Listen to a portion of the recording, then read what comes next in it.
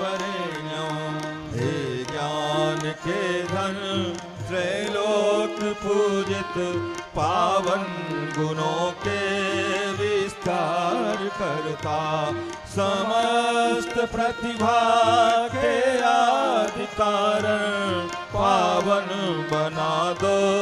हे देव सविता जन्मंडलम गूढ़मति प्रबोधम धर्मस्य वृद्धिं कुरुते